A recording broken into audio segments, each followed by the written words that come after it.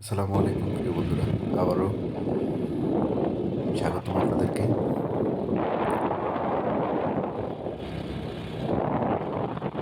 অনেক গভীরে চলে এসেছি পাহাড়ের, একদম গভীরে। সামনেই বসবাসকারীরা অবস্থান করছে, যারা চাকমা ও অন্যান্য পাহাড়িরা এখানে থাকে।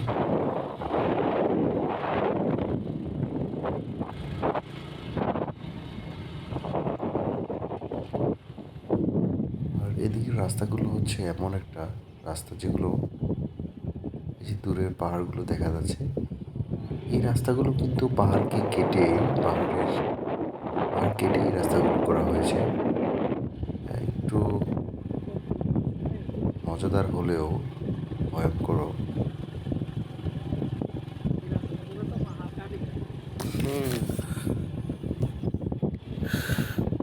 ধন্যবাদ সবাইকে পাশে থাকার জন্য।